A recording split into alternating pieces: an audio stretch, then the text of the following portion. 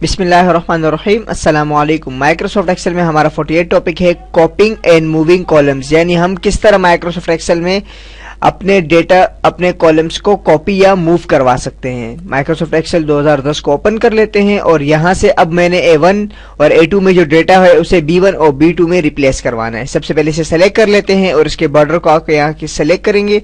इसके बॉर्डर के चारों में से किसी भी हिस्से से सेलेक्ट करेंगे और ड्रैग करके हम इसे B और C कॉलम के बीच में लाएंगे और यहाँ से हम शिफ्ट की को होल्ड कर लेंगे और जैसे हम होल्ड करेंगे यहाँ हमारे पास एक इंसर्शन पॉइंट आएगा और इसे यहाँ पे आके हम रिलीज कर देंगे लेफ्ट माउस के बटन को।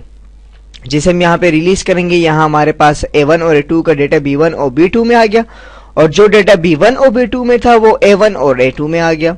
इसी तरह ये तरीका था मूव करवाने का। अगर मैंने इसे कॉपी करवाना हो, जैसे मैंने B1 और B2 में जो डेटा है इसे मैंने D1 और D2 में रिप्लेस कॉपी करवाना है, तो इसके लिए मैं दोबारा इसके बॉर्डर पे आऊंगा। इस बॉर्डर पे आने के बाद मैं इसे सेलेक्ट करने के बाद यहाँ लाऊंगा शिफ्ट और कंट्रोल की यहाँ पे मैं प्रेस करूंगा और यहाँ लाके इसे मैं रिलीज कर दूंगा। अब देखें यहाँ पे हमारे पास इसका डेटा यहाँ भी मौजूद है और यहाँ भी।